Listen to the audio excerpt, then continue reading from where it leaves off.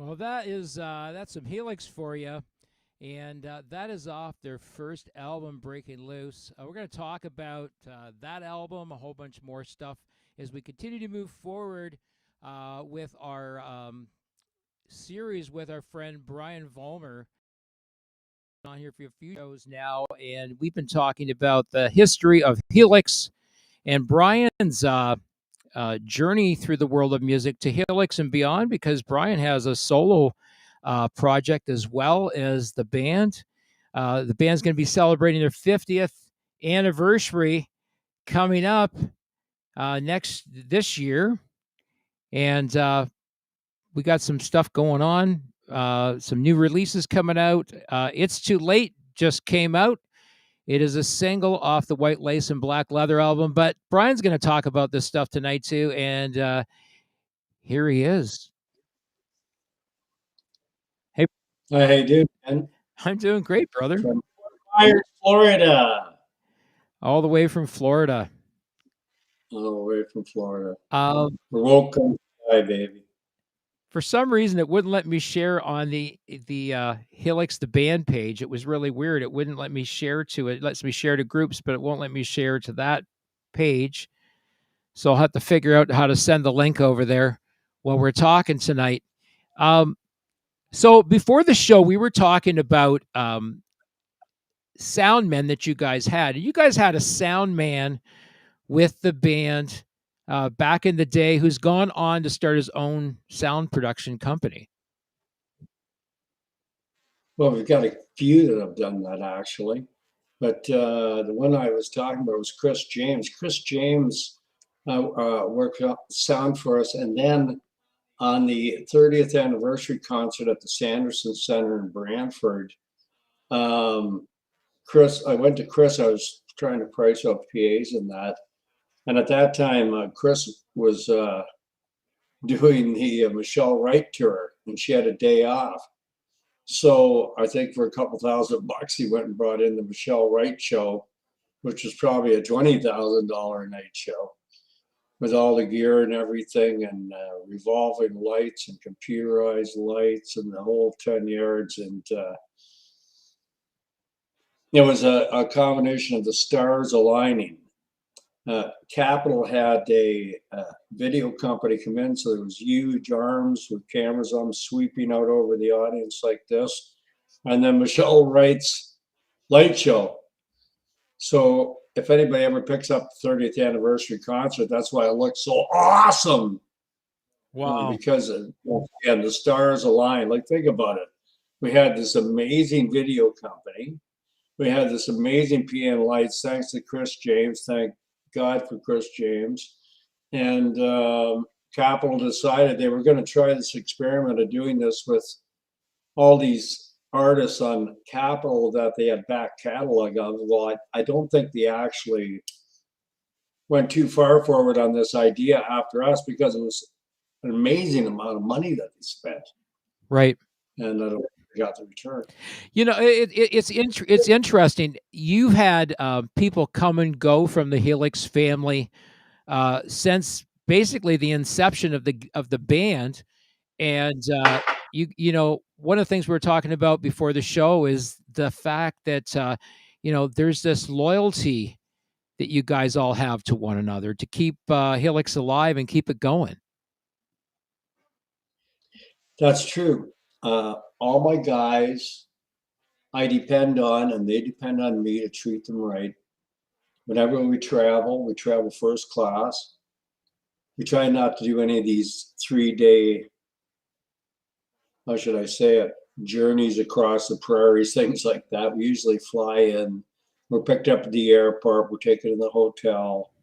Everybody's got their own room. So there's no more riding in the back of a truck with microphone stands and stuff like that in the cold weather. No. No.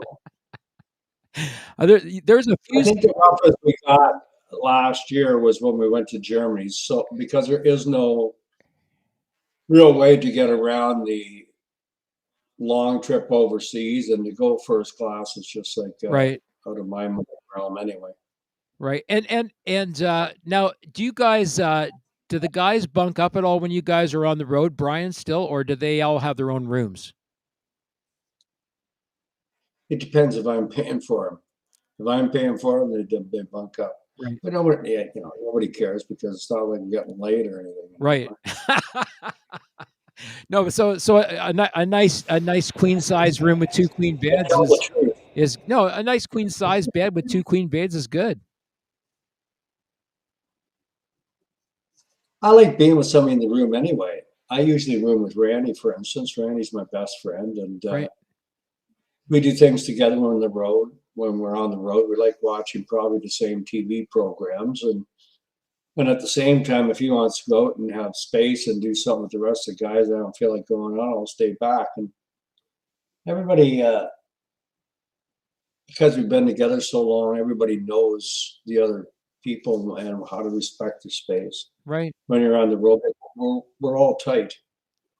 We're proud of what we do. Everybody takes pride in their job, how we sound. We always listen to the all-night tapes.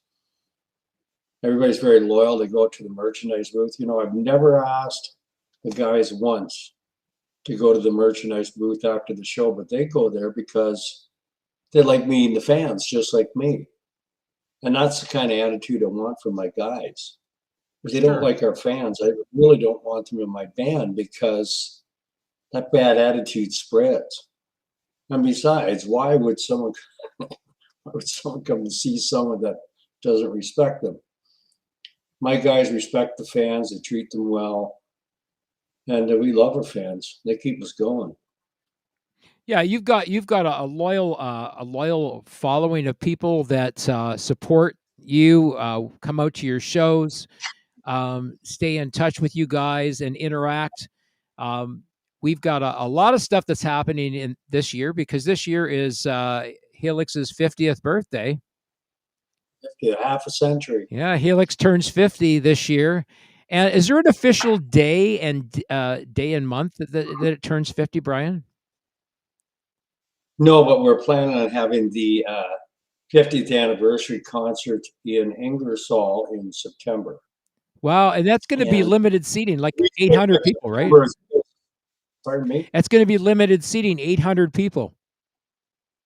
800 people. We're going to invite a lot of people that were associated with the band. So they'll be there. But we're also going to ask other musicians if they want to join the celebration. It's a big deal. 50 years of being in the Canadian music business, and we are the oldest metal band in Canada, no matter what anybody says. We started in 1974, and we sold about 2 million albums. We toured all over the world, and just those things set us apart from everybody else out there. Right. And I mean, one of the things that I think is really cool, and maybe we could put it out there to people, is that this doesn't just have to happen in Ingersoll. If you have a municipality that has an indoor entertainment center and you're interested in hosting Helix, I bet we could talk business about Helix coming to your town to play an anniversary concert. Not so much an anniversary concert because I think it's going to be a very special thing, Ken. Yeah. But coming to other towns, I'm already planning that. I'm talking to Mark Braddock of TUNZ, maybe coming down to Windsor again, Walkerville Theater, and us combining with TUNZ, putting on a real show for the people of Windsor and Detroit. And there's other halls across Ontario that other bands such as the Mudmen, Sarah Smith, Doug Vardy, et cetera, they play these theaters. They hold about 1,000 people or so. And we'd like to bring actually the regular show in or the acoustic show, depending on the venue and which is more suitable for which show. But we have many shows we can go out there and play. Yeah. And we also have the Christmas show. Did I mention that? Yeah. I'm supposed to be semi-retired. I've never worked so much in my damn life. Well, you know what? My wife's always on my case. The thing is that music is not just a career to you. It's a lifestyle. It sure is, because if it isn't, then you're never gonna. Because it's in everything in your life. It seeps in like a disease. But it's one of those things that still gives you a great deal of joy to get up on the stage, to perform, to sing, and play the songs that people have come to know and love about Helix.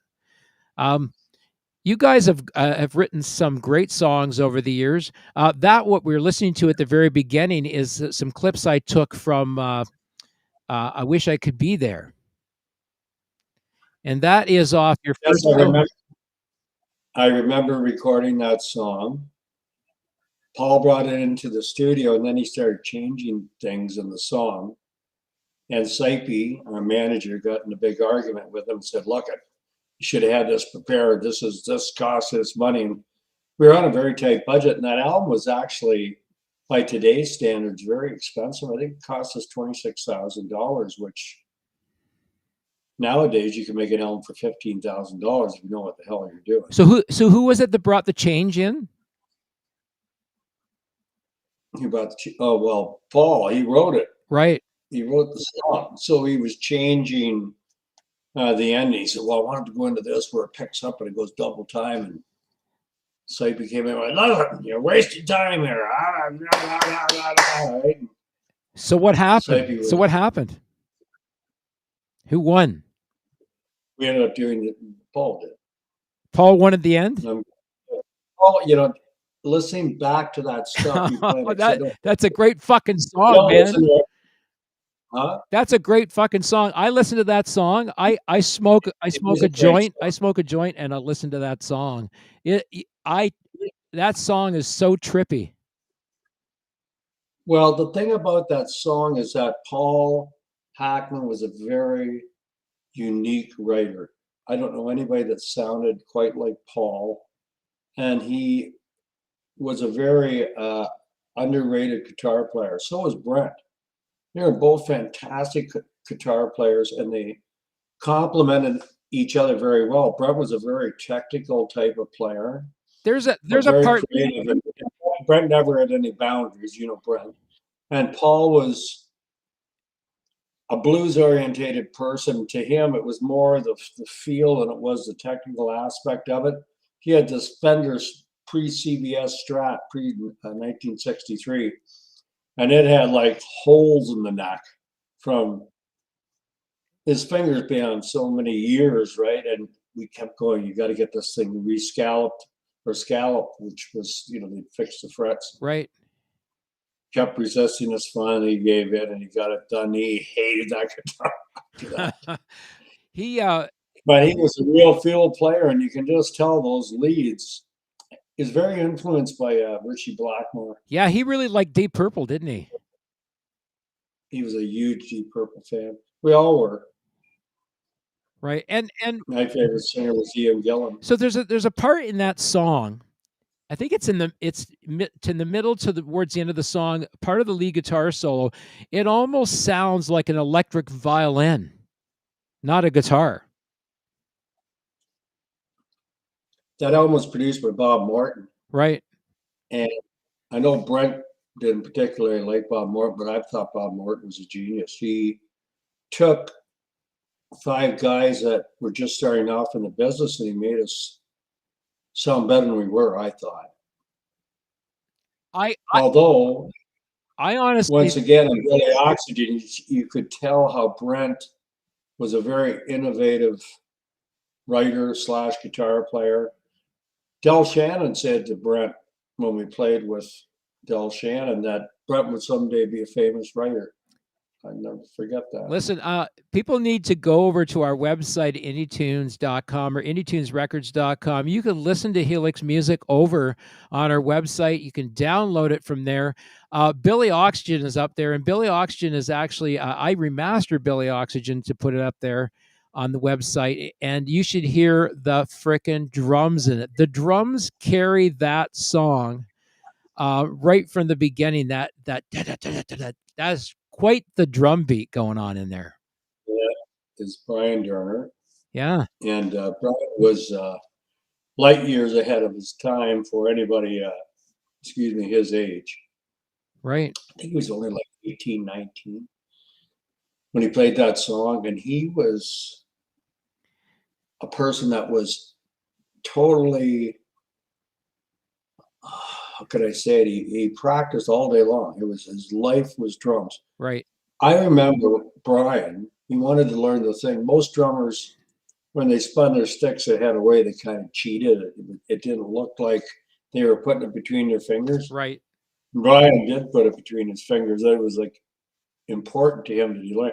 He practiced all one summer, just twirl his sticks and it start at that finger and go to that finger, go to that finger, and go up and down, up and down, up and down, up and down.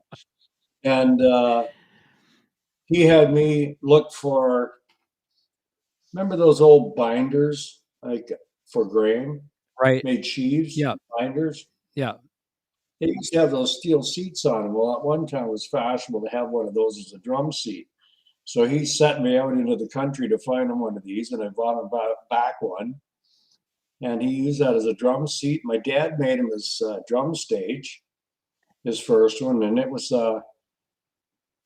good. My dad went and designed one that it fit together, and you just put like a little cotter pin in, Right. something like that. Nice. And he used that for all the time he was in the band, I believe. Wow. So your dad was a farmer, right? My dad was a farmer / millwright. My dad worked at Campbell Soups. So after he finished the chores at the barn in the morning, then at first he had to hitchhike into town 10 miles in Listowel and go to work at Campbell Soups. And then in later years he drove. Wow. But my dad always worked 2 jobs, the farm, Campbell Soups. Later on he worked at Uniroyal in Elmira. So we're still late 70s, talking in the early 80s of the history of Helix, because there's just so much that every time you and I talk, there's so many stories that come out of that era. And that was again, your first and second albums where you guys were really kind of figuring out your sound. Who decided that you guys were a metal band? Who made that decision? Well, it wasn't like one day we decided, well, we're going to be a metal band. That wasn't.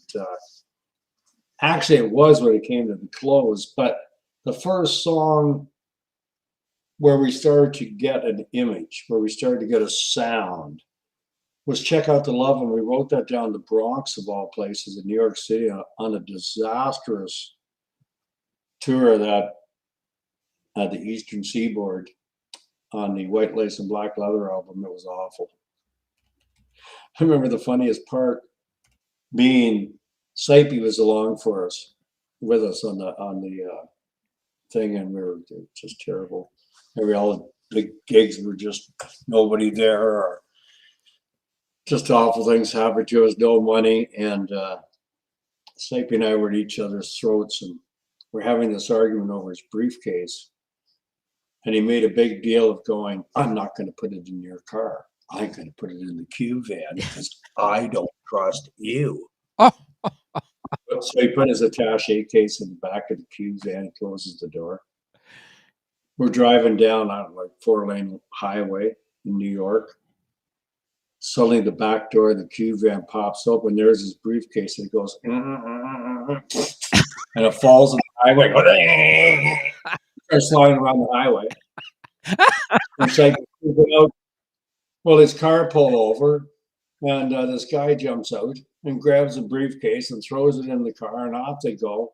Sipey goes, follow that car. I go, you got to be kidding me. Guy took off with his briefcase. He chased his car down the New York freeway trying to get your. Anyway, he lost money. He lost his Walkman. That was when Walkman's first money. Oh my God. That was our first tour down there, but we wrote Check Out the Love, and we started to get a sound, and then we started getting into writing the No Rest of the Wicked album, and we went out west for I think it was 4 months. And it wasn't, and we were writing every week. We were putting all these songs on stage. Now, what year is this? What year is this? This is 1982, I guess. Okay. Probably. And no, sorry. What am I talking about? This would be, yeah, 1982, 83, because we were signed to Capitol in 83. Right. Well, we went out west in Canada for 4 months, and we were writing songs every week, and they weren't happening. On the last couple of weeks coming home, suddenly we started spitting out songs. Wrote No Rest of the Wicked in Thunder Bay. We wrote Never Want to Lose You on the roof of the Quinny Hotel in Trenton. We wrote Dirty Dog in Port Stanley, Heavy Metal Love in Seaforth at the Queen's Hotel. What else? No High Like Rock and Roll. Mike Uzelak, who played bass at the time in the band, he brought that song to us. It's basically all finished. Don't Get Mad, Get Even off that album was brought to us by Tim Thorney and Lisa DeBella, who wrote the song. And we did that. They brought it to the band through Tom Tremuth. And by that time, Tom Tremuth was involved with the band. And Tom had a real good ear. He knew music. He could hear good music. And he discovered a lot of bands around that time, us, Honeymoon Suite. And he got us recording, and we recorded in his basement in Toronto, his home in Toronto. And we'd record the song in the basement. After he'd run down the steps, he'd go, "Okay, tape's rolling," and we'd start playing the song. And I think that we eventually released those tracks on the White Lace and Black Leather and Breaking Loose albums when we released them in Germany. They were extra tracks on those albums. Well, they weren't albums; they were on CDs.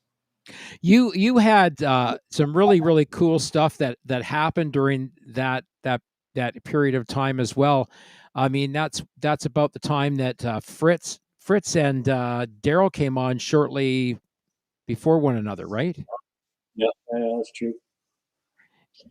And Well, Fritz replaced Leon Ebedek, and Mike Uselak replaced Keith Zubrick. Ironically, they both kind of left the band right when we would have stayed a little bit while longer. But then again, you always say chemistry. We were talking about chemistry before the show, and the chemistry in the band was great. Mike Uselak was a great writer too. Unfortunately, he did like mega drugs. yeah, didn't he go like didn't he disappear somewhere? Oh, it's a long story. That's for another night. I'm writing a book right now, which I'm not going to release. Does that make any sense? I'm writing a book called No Filter, and I'm writing all these stories down that I really can't print. But someday somebody's going to find that book, right? And one of the stories will be about Mike Uselak. Is the reason it's not going to print is because there's just too many stories to incriminate too many people? Well, yeah, I'm not into hurting people first off, and I'm not into being sued by people either. Right, because there's some things in there.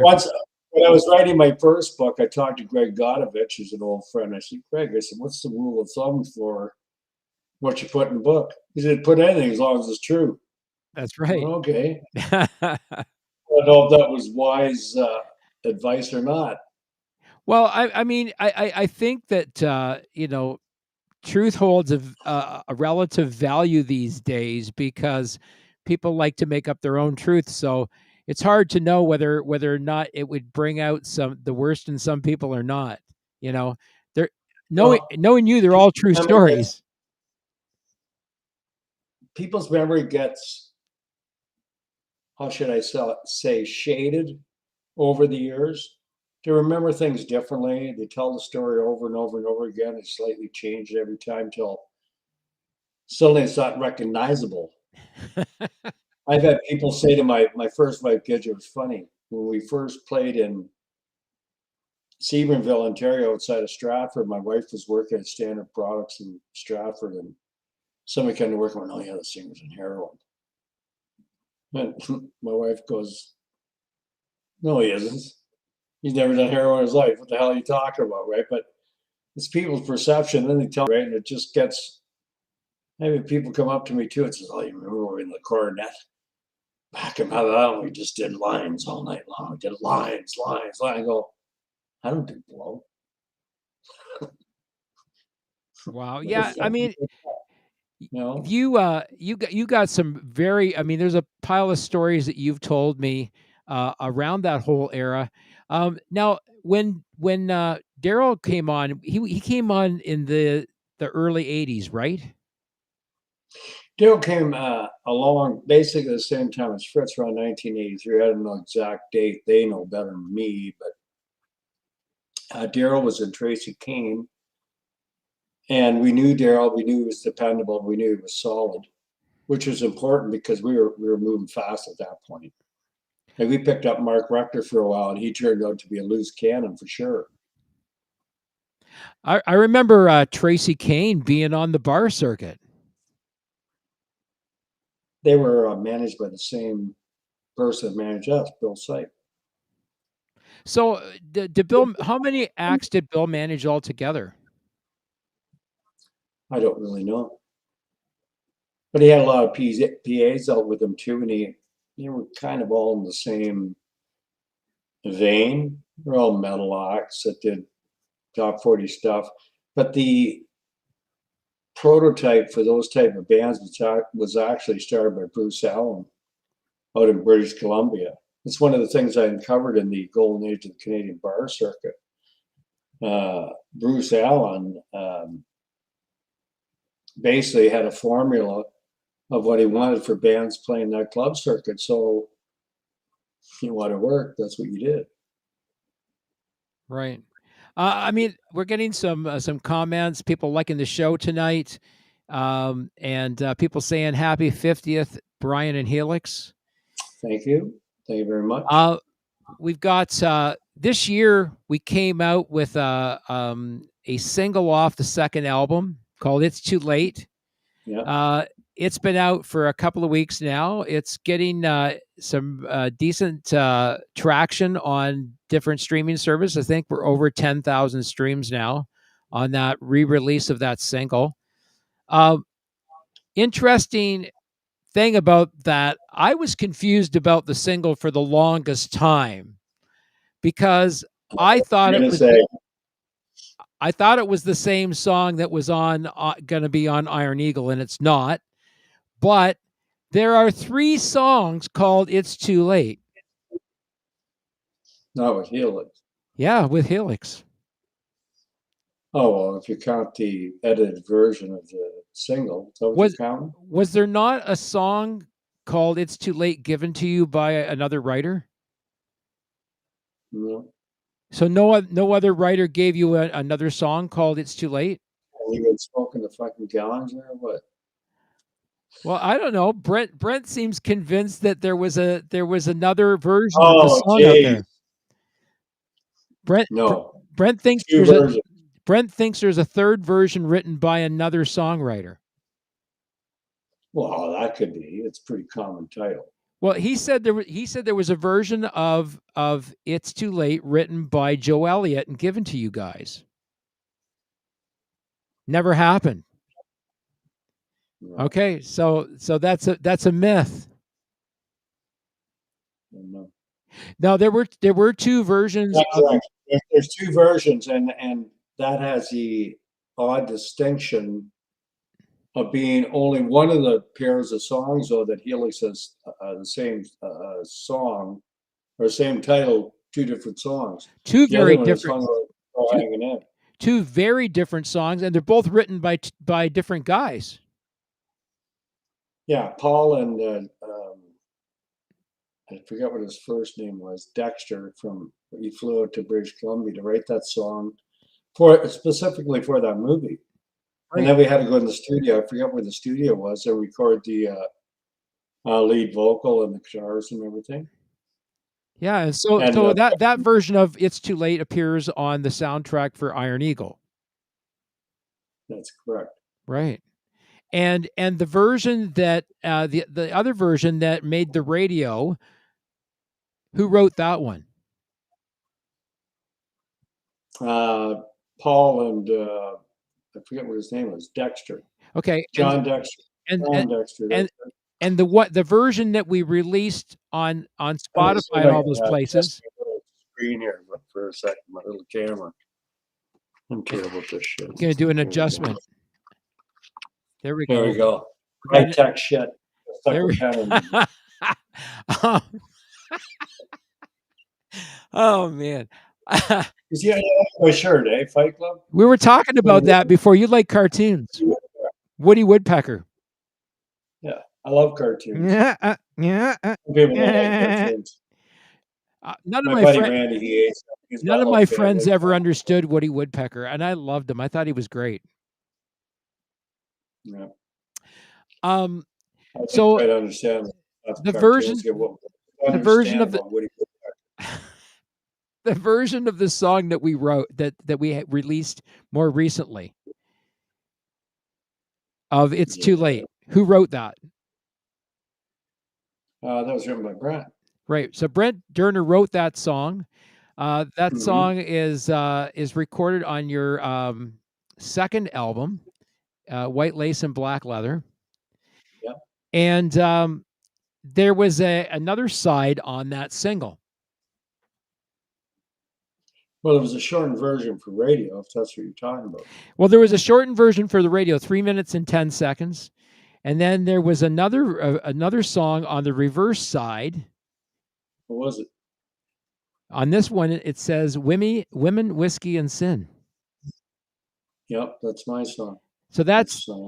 So It's Too Late was the side one, and Women, Whiskey, and Sin was side two. But Women, Whiskey, and Sin was a song that got us a deal over in Europe and got us attention in Europe. And because of Women, Whiskey, and Sin, that album, White Lace and Black Leather, became a #1 import in England.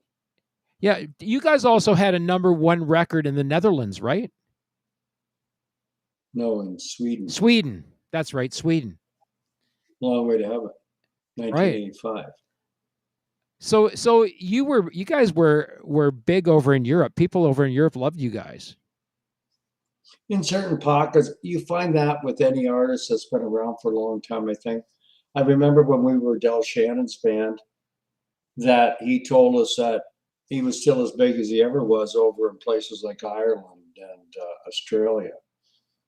So, and he played different songs there too.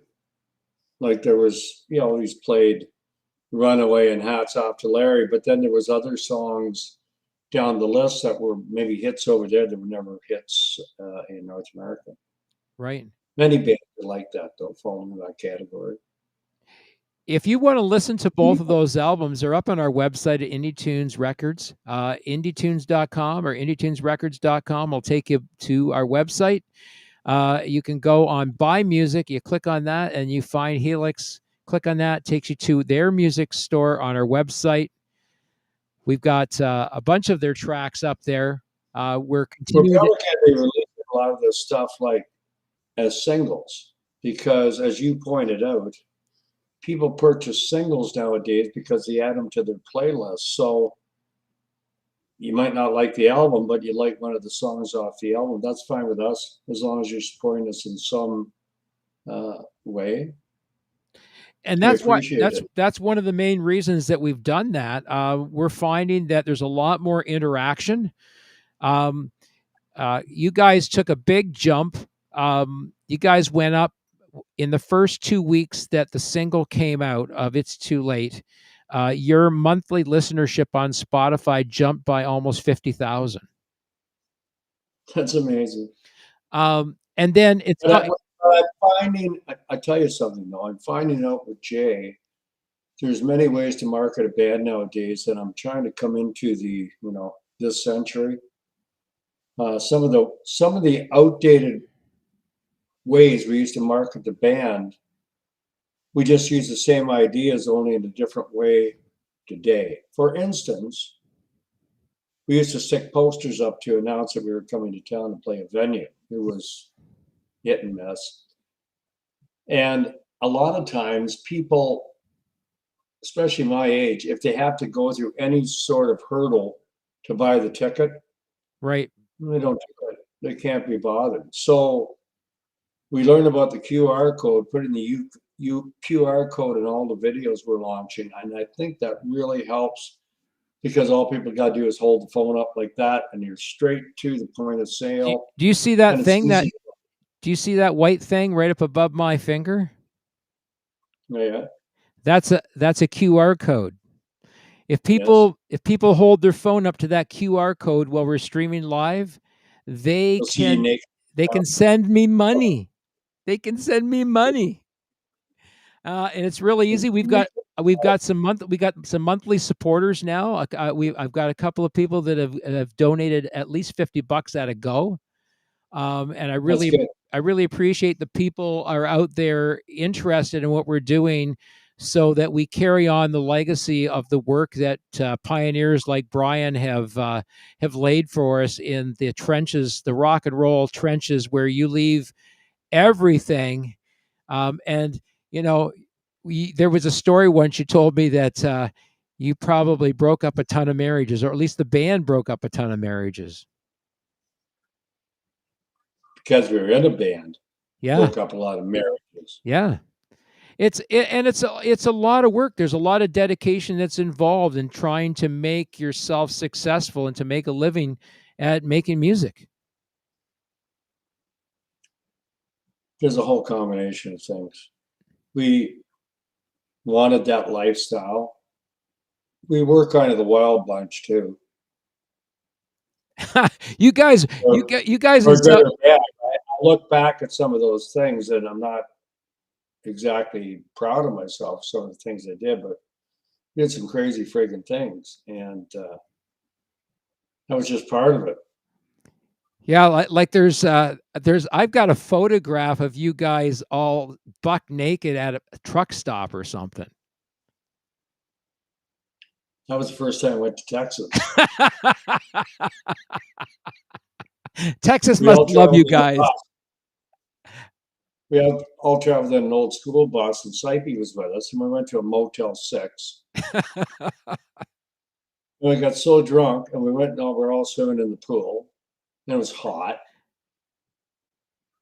We're all drunk. We get in, pull bathing suit off, fight, right? Pretty soon, we're all ripping each other's bathing suits off, and we're right by a busy interstate highway.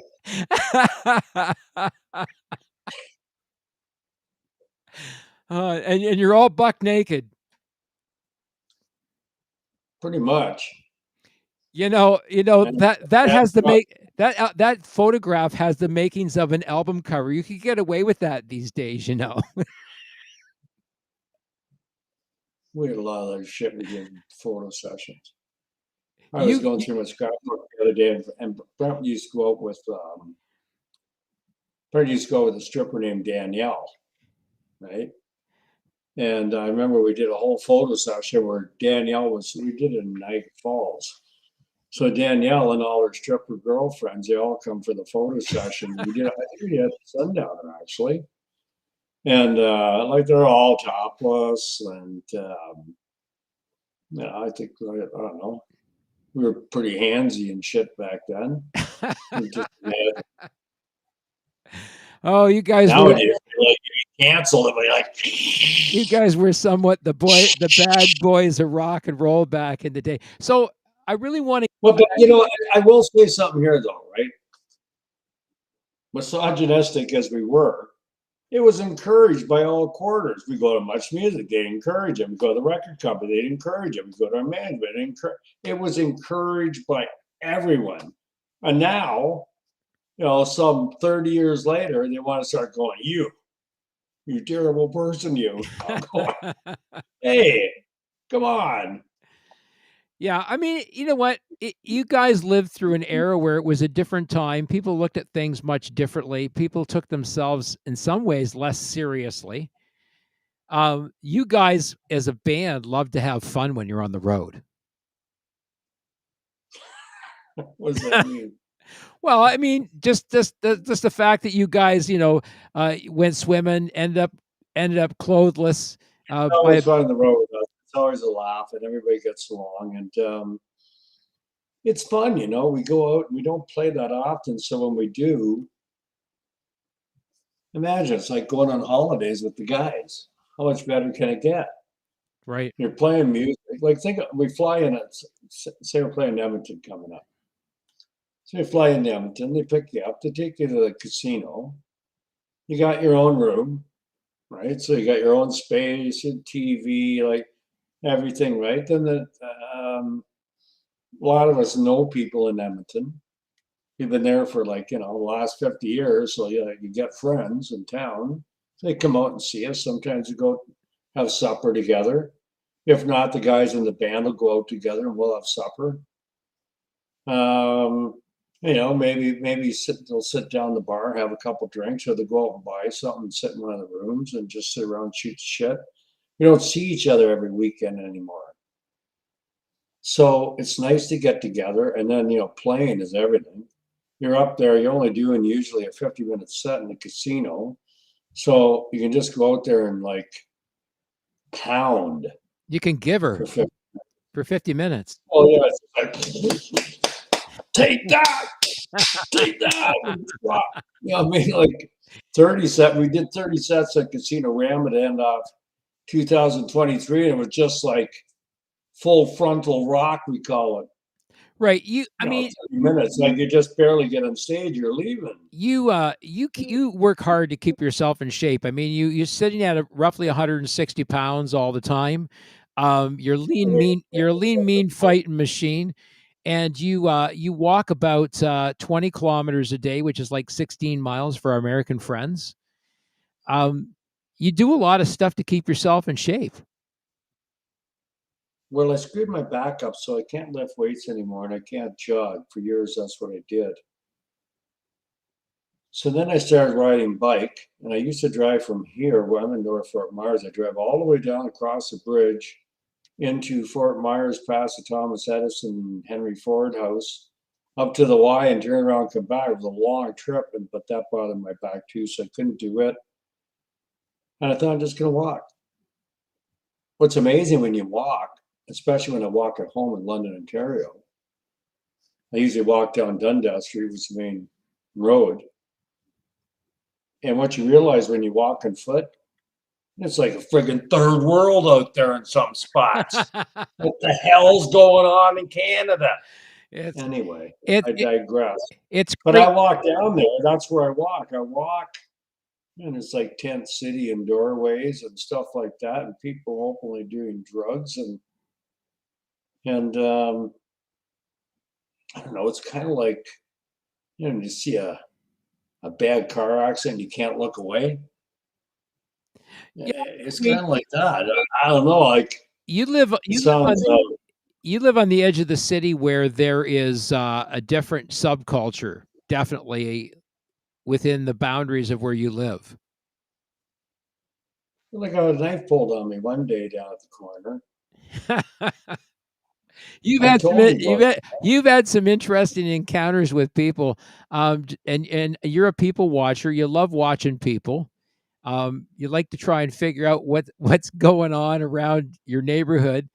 Um, you you guys, I want to get back to this music thing that we were talking about a while ago when you guys We were are getting a little off track. Go ahead. when you guys were working in the early 80s. Um, and you were putting out these two albums. We're talking about how you guys were finding your sound. Who Yeah. made the final determination that you guys were going to be a metal band? Who decided that? We never ever made that determination. I don't really ever think we ever were a true metal band. We Right. were more of a heavy. What do you think? DC's a metal band? No. No. I think the closest we came to being a metal band was in Walking the Razor's Edge. And part of it was the way we were dressed too. And we were on the heavier side of things. And to tell you the truth, that really wasn't what the band was about. We kind of geared towards that, and that album threaded the needle. That's where we were at. It just happened to be where people were at. And I think that was a result of the fact that we were learning metal songs in the clubs by cover songs by Judas Priest and Rainbow, Right. Sammy Hagar. They were more heavy rock than metal, though, to tell you the truth, and reflected in our original music. But when the band first started, we had to play everything from Bay City Rollers to Aerosmith. And And so we were like a traveling jukebox. We had a very eclectic uh, songs that we had in our playlist, let's say. And so so, go ahead. so going back between those first two albums, the first album to the second album, there was a lineup change, right? Yes. So you guys had a lineup change very early on in your recording career. Yes. So who came into the band on the second album that wasn't on the first one? Mike Hughes a lot and Leo Nevedek On drums. on drums. So that represented a change because I noticed a bit of a shift in writing, um, different way the songs were produced on the second album compared to the first album, and sort of the way that I guess the direction there seemed to be a different direction from the first album to the second one. I can't remember what our thoughts were at the time concerning the writing, but I do know that Brent didn't like Bob Morton. And so we picked up Lachlan McFadden, who was known for doing his work with Harlequin. Right. The problem with that, as I look back on that album, is that everything sounded MIDI for some reason. I don't know why. They might have changed the speakers in the studio. Who knows? But it had a different sound than the first album. I thought the first album sounded better.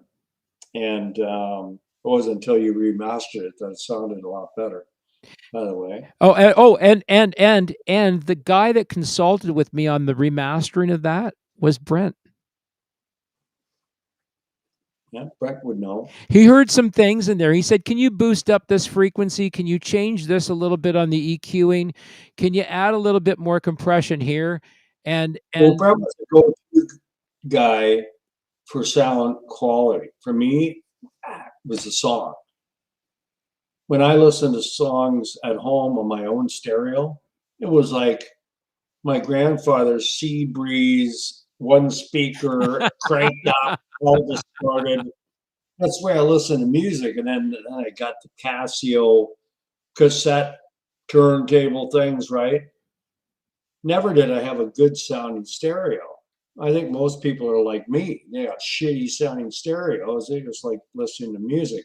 But Brent was a real sound quality guy for us. he gets a lot of And once again, it makes sense because when I was talking about the guitar player for playing style between him and Paul, Brent was the technical guy. Paul was the field guy. They were both field guys, but in different types of ways. Let's put it that way. right. Brent works with a guy named Peter Beacock. Do you know that name? No.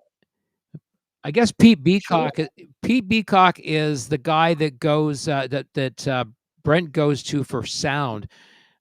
He masters all of Brent's work, and he came in and set Brent's monitors up in his studio and all that stuff. So yeah, it's interesting how different people have ears for different things. I think Brent is a really great producer. I listened to the tracks that he Brent knows what produced. he's doing. Yeah, he's got a great deal of technical skill. There's no doubt about it. He's done a lot of work You for don't you get on that stuff videos. overnight. You don't get that stuff overnight, kids, by the way. No, It's a no, craft what he does. Everything Brent does is a craft, from his filmmaking to his songwriting to his production. And the same with me. It's a craft. And you don't learn a craft in 2 weeks, 2 months, or 2 years. It takes a lifetime. Yeah, and it takes sometimes a lot of hard knocks to get to that point where you go, all right, I've learned this. I'm not going to do that again. I won't repeat that mistake again. I think you mentioned that on the last show. Well, it depends what you're talking about. Well, sometimes you make a decision and that decision can cost you work or it can cost you something and you go, I don't want to repeat that mistake again. Like your big head falling your little head. Well, it could be something like that. It could be something But the like only that. thing is, you said that you'd never repeat it after doing it once. That's right. I mean, Not from my experience.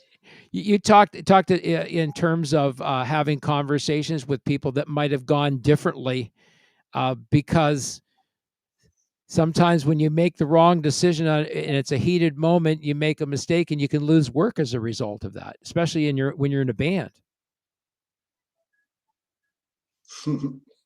Yeah. That resonate? I was thinking of something. I don't know if I want to tell the story, right? That's entirely up to you if you want to tell the story.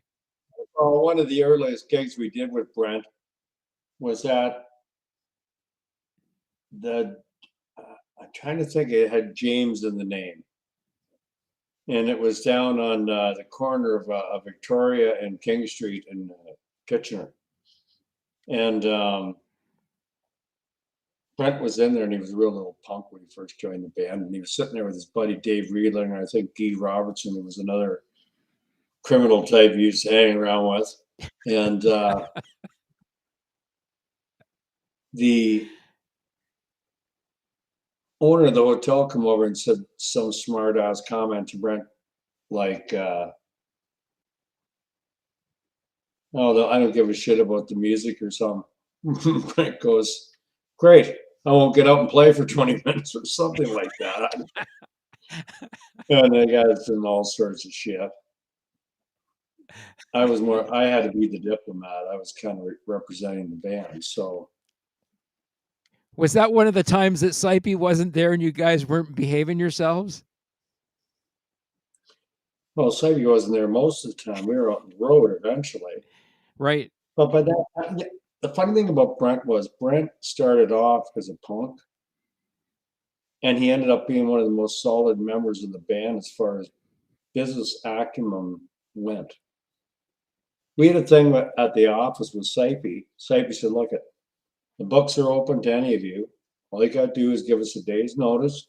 You come down, open all the books, and see exactly where the checks are going to, who's getting money, who's getting paid, what's getting paid." Brent would take his days off and go down and go through that checkbook. Nobody else did. They go, "Oh, fuck, I'm not going down to the office on my day off. Are you kidding?" Right. And that's why musicians get ripped off when they don't check things. But fortunately, we had an honest guy as a manager. So Yeah, and it was a great thing that somebody was taking a look at that because you guys could have been one of those victims of someone taking advantage of you. well, I remember when Kickaxe was taken over by Sipey for management, and Bill said, "Well, where's your last year's financial statement?" I think the manager was Gary Stratichuk. And he had like a piece of paper with 3 figures written on it, a scrap piece of paper. Sipey goes, "What's this?" He says, that's what we got. And like for years after with Kickaxe, there was people coming out of the woodwork say, "You owe us money." So. Oh man. Like I said, you guys have had an interesting time in the band in the early years. Now, when you guys play, in some ways for you guys, it's a bit of a paid vacation, but it's also an opportunity for you guys to get together more solidly and perform together, which I know you'd like to do as much as you can. Everyone takes great pride in the craft, which is producing music, acting in a professional manner, and just doing the gig. But we also have fun on top of that. but you don't have fun at the expense of being professional. Be a professional, showing up and acting a certain way. All the stuff you see where bands destroying rooms and all that, that doesn't happen with us anyway. Because think Well, about it, folks, if you go destroying rooms, it spreads. I used to hate bands when we were on the circuit to go into the week before us and destroy the room. We went to a place in Brantford once where the band before us had taken feces and it looked like a guy had done circle eights from the nude around the room. It was shit. And they broke the toilet off. And I remember going down to the owner and saying, hey, I can't stay in that room. There's shit in the walls. He goes, the band before did that. And he says, I'm sick of fixing the rooms for the band. He said, basically, fuck you. You take it or leave it. So we had to go out and clean the friggin' walls off. oh man, that's brutal. I was at, I think, the Graham Bell in Brantford. It was tough back then. You kids nowadays, and I hate to sound like grandpa going like this, right? But it really is true. Bands today, but here's the ironic thing. I think young guys today would take what we had any day of the week to be able to be out there and practicing what they love doing, which is music, getting laid, getting high, seeing the country. I'm sorry if I offend anybody out there, but that's the truth of the matter. Back in those early days when you guys was get out there, they want to. I'm not saying that every musician goes across the country like it was a stone or whatever, right? But you know that sex, drugs, and rock and roll thing you always heard about really was true. Was the allure of it all? It sure as hell wasn't money. and those early days when you guys were doing that, when you guys were playing heavy, how many days a week were you playing? 6, 7. Sometimes Yeah, you so play 7 days. We go play Arcona at Taxandria Hall. Or they'd have some other Sunday gig. Usually Sunday, though, when you're on the road, like out west or out east, Sunday was travel day and a day to get your voice back. Everybody lost their voice back there because you weren't meant to sing high songs for 3 sets, 45 minutes a night, do drugs, do drinking in a smoky bar where you could cut the smoke with a friggin' knife. In places like Tilsonburg where it was against the law not to smoke.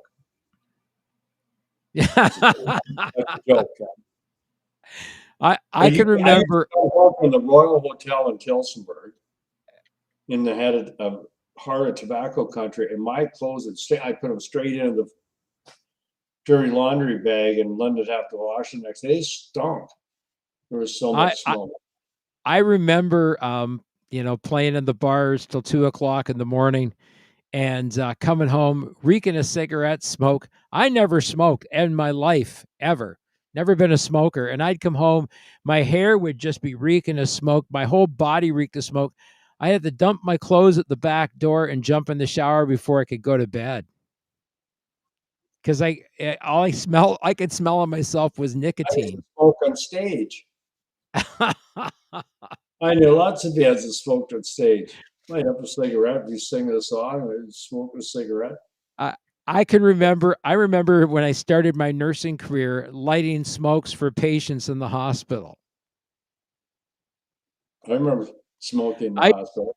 I used to carry a lighter in my nursing uniform so that I could light up smokes for guys sitting in their bed. And I'd say, don't have your oxygen on while you're smoking. I smoked 3 packs of Marlboro Lights a day. Oh, man, that's crazy. 3 packs of Marlboro Lights a day. Yeah. Wow. And now you don't smoke. I smoked so much. Get this. I smoked so much that I used to smoke 3 cigarettes. I'd go jog 5 miles and come back, throw 3 cigarettes because my logic was, I've just been jogging for 45 minutes, right? I undid all that. So I had to make up. I know those are the type of warped things you do when you got an addiction. When did you quit smoking? I was 38 years old. And was it just a snap decision just to quit? No, no, I wanted to quit. I quit several times before that. I quit once for a long time, like 6 years. And then we were traveling from Thunder Bay to Winnipeg. And we had a guy named Wayne Williams. We call him Wiener. I won't get into why we call him Wiener. But anyway, Wiener had some black hash. But of course, you had to roll it with tobacco. And he went, Right. here, smoke this. I go, oh, no, it's got tobacco in it. I don't want to smoke tobacco. So you won't start smoking again. By that Friday, I was up to 1 pack a day.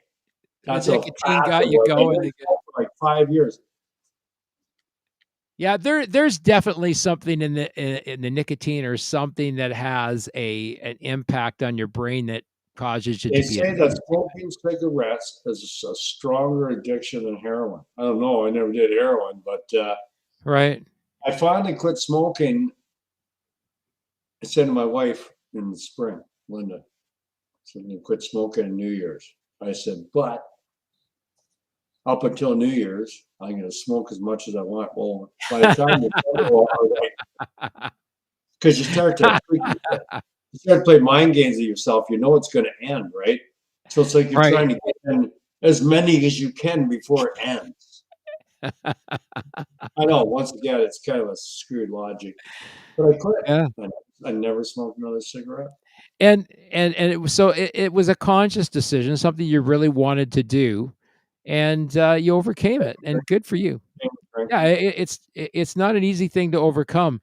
Um, I have a friend who's tried to quit smoking several times, and he finally said to me one day, he says, "You know, nobody likes a quitter."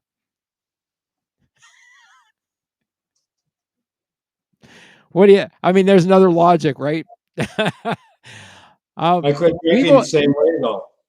Linda came to me. This is when, geez, well, 15 years ago. And this is when you used to be able to make wine in Ontario. You know, you're paid like $1 a bottle, so you could right. afford to be an alcoholic. We used to get like 50 bottles of wine at the time. Right, I was drinking like a bottle of Merlot a day, and the stuff from the wine store was had like a hell of a kick to it. Anyway, Linda goes, "I want you to slow down the drinking." She says, "You're drinking over a bottle of wine a day." I said, "Well," she said, "by the time you're 70, which I'm almost 70, she said, by the time you're 70, you'll be drinking 2 bottles of wine." I said, "Well, honey," I said, "I'll do you one better." I said, it was like April or something. I said, "I'm going to quit drinking." She says, "You don't have to quit drinking." I said, "No, I'm going to quit drinking." She says, "You can." I said, "You watch me." I said, "But here's the deal." I said, "I'm going to drink until September the 1st. Up to then, though, I'm going to drink as much as I want." So we went out to British Columbia, and we went down through the Okanagan, and I hit every friggin' winery. I was like, right? And then as soon as September 1st came, I quit drinking. I haven't drank ever since.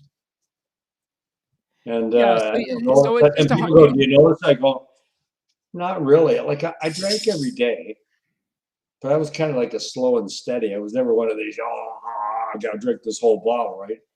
It was never like that. But like, I you usually start in the afternoon and just slowly you cook my way to you're a nightfall. guy that you enjoy coffee, right? I like coffee, but I even cut my coffee down. Right. I think the coffee was affecting my psoriasis. Okay. Who knew? Who knew? But Who I knew changed that? my whole diet last year. I dropped 40 pounds. Um, I think it's important as you get old, take care of your health. And I want to be doing this for as long as I possibly can. I practice now to a tape Daryl sent me. And I just put it on and I sing the songs in the set and practice because I don't sing every day like I used to. So it's easy to get away from, especially the technique, because when you're 69 going on, almost 70, um, you have to have some sort of technique or you're never going to be able to keep going. I mean, back in the day when you guys first got into music, you guys grew up in that era of musicians who didn't live long lives. Like, Since I like was did you guys ever expect when you started making music back in 1979? Did you think you'd be making music 50 years later? I used to tell people I didn't expect to live past 40. Yeah, I mean, you think about what you did when you were younger. Oh, gee. My brother says this to me now. My brother's in his 70s now, and he'll say to me, he's 73 years old, and he'll say to me, you know, he said, if I knew I was going to live to be this old, I would have taken better care of myself when I was younger. Bullshit. That's the old. You feel invincible. I remember the first time going to Saskatchewan in the middle of the night. I was on the hood of a car going 70 miles an hour down the Trans Canada. I don't know why Yeah. I was. I can't remember exactly why I was on the. The thing is we lived wild and free back in the 60s and the 70s, more so in the It's amazing 70s. when you get killed because stupid things. Yeah, and I mean, Told you. you and I lost friends along the way. I mean, we've all lost friends along the way because we lived life free and easy. We didn't think about tomorrow. We were just having a good time today. I didn't lose friends over the drugs we did though. Like No, you the didn't. people that died of drugs in the last, I don't know. I was never into those drugs, coke, meth, speed. Well, we did amphetamines, but I mean, like crystal meth, we weren't into that shit. And. Yeah, and you guys had we're past our hour, Brian. So I'm going to try and wind things up for both of us. Um, you guys also had uh, a bit of discipline in the form of a manager called Bill Sipes, because Bill was The manager Nazi. yeah, he managed you guys in a way that he wanted you guys to be professional. Well, you had to be. It was part of the business. We were Yeah, professional. But as I mentioned before, everyone encouraged you to be reckless. It was ironic. On one hand, they wanted you to be totally professional. On the other hand, they wanted you to be these out of control rock and roll guys that they could market as being rock and roll, out of control rock and roll guys. yeah. Did you guys ever make the magazines for some of your antics? We played in England one time and they had some stripper come on stage with us, but it was so kind of fake. Even one of the interviewers put it in one of the write-ups, and I was embarrassed by it. But we almost got into trouble one time because Fritz used to wear that codpiece on stage. And it was a studded codpiece, and basically his ass was like not covered at all, right? He just wore this codpiece. We were Right. playing down in some university in Southern Carolina. I remember the There's a, afternoon there's started. There was a black basketball team out in the courts, and we were in the dressing room that adjoined theirs, right? They all had their right, names on the little lockers, right, for their clothes. right. And the one guy's name was Bates, so Fritz went over and put Master above it, right? Well, anyway, the team came off the court into the dressing room. I could hear him going, "Hey man, who the hell put this? I'll kill him." I hang on a sec. I think I have a photograph of it here. So I'm going to put it up here so people can see this, what you're talking about, because it was kind of funny. He looked like Fritz looks like he's got a great sense of humor. He did have a great sense of humor. We did some damn funny things, I'll tell you. Well, I'm going to see if I can share this so people can see it because it's actually quite funny. Um, Well, he had there it this. is, right there. There it is. There, um, He's up on stage there. Just Fritz standing in that outfit. Looks like one of those Borat swimming suits. I like his socks too. I think they were knitted by somebody. Yeah, he's got like socks and running shoes on there. and then this thing that just covers his junk and goes right up the crack of his arse. Oh yeah. Um, It's and that it's like a girl. little, The biggest it's like a problem little I have is you jumpsuit. get out by the buses, we'd have chicks lined up there every day. And they'd always say the same thing. You know where your drummer is? You know where your drummer is? Oh my God, that's funny. He is an interesting fellow. There's no doubt about that. He brought some color to the band. Um, in terms of I had a laugh. I showman. got a video of a couple years ago when I guess it was after the show and they were all partying upstairs. Well, he went to another room and he phoned Chris's room and he pretended to like heavy breathe into the phone or something. And the next day, like everybody knows that Fritz did this to Chris, except Chris. And Chris going, "What a weird thing happened." So everybody's going, "Really? What happened?" And I'm filming, eh? And he's going, "Yeah, this guy, somebody phoned me. It's really weird on the phone talking." And suddenly we all Fritz started Do you, laughing. It was you. so you have this on film?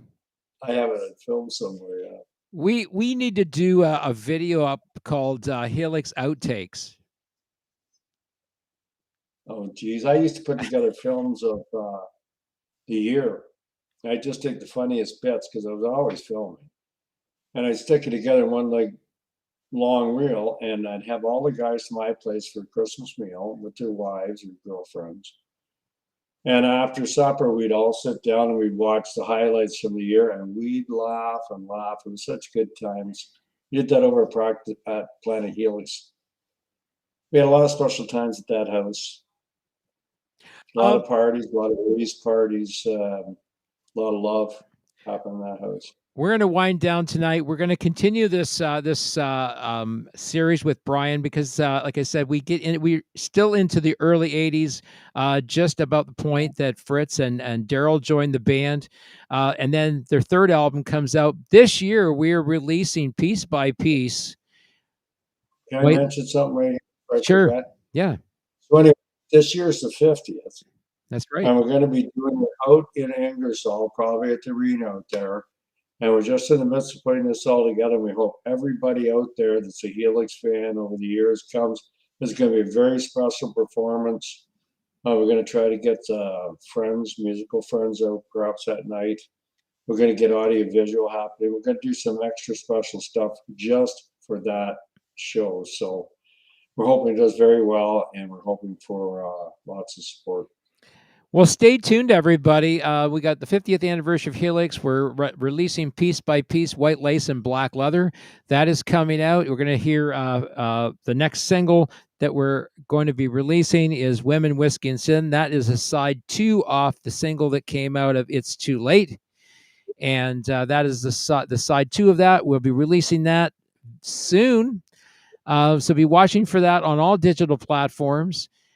From me at Indie Tunes Records, we've had our evening with our friend Brian Vollmer, frontman of Helix, and one of the founding members of the band, and has carried the legacy and carried the torch for 50 years and counting. Dare we say? Well, you know what? The way he's going, we're going to be celebrating a 60th anniversary of Helix. I feel it coming. 94. So thank you, Brian, for joining me tonight. What's that, buddy? I set the age of 94. That's when I'm going to die. Age of 94. Yeah, to 94. So we got I'll be 69 this June. so you're going to be rocking for a few more years yet. Rock for a few more years. That's right. Well, look for the Helix 60th anniversary, but the 50th is this year. If you want to join in on those celebrations, there may be other shows in the works over the course of the year, but the anniversary show is going to be held at the Ingersoll Arena, and Brian and his friend Jay are trying to involve the community. If you are from the Ingersoll area, find out how you can get involved.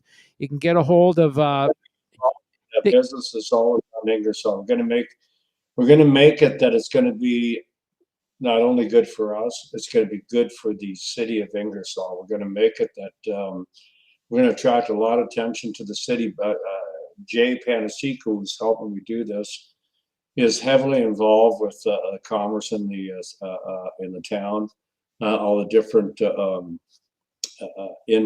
businesses. So we're going to try to get them involved and make it a real community effort. If you're interested in helping out, you can get a hold of us. We're all on Facebook, Jay, myself, Brian. You can always send me a message. I'll make sure that it gets forward to them. If you're in the Ingersoll community interested in helping out somehow, some way, shape, or form, they're looking at getting businesses and locals involved in the show, and they're looking for something that benefits the community as well. So let's keep the dialogue going. And folks, if you have not voted to get Helix into the Canadian Music Hall of Fame and to be inducted into Canada's Walk of Fame, those are two places we're looking to find the Helix brand and name, and we want to see that happen this year. So if you haven't done that already, go to the Helix page on Helix the band page on Facebook. You can find out the details there. There's a link that takes you to those places where you can vote for the band, and you can implore those that are charged with making those decisions about how bands get into the Canadian Music Hall of Fame and onto the Walk of Fame. So please send those email requests. We can't get enough of them. I think we've got well over 500 so far that have gone in. And we're looking for thousands of more. So if you can go to the Helix page, please do so. From me and 82 Records, this has been Brian Vollmer from Helix. I am Kenny, you're not, and this has been the Indie Show. Everybody have a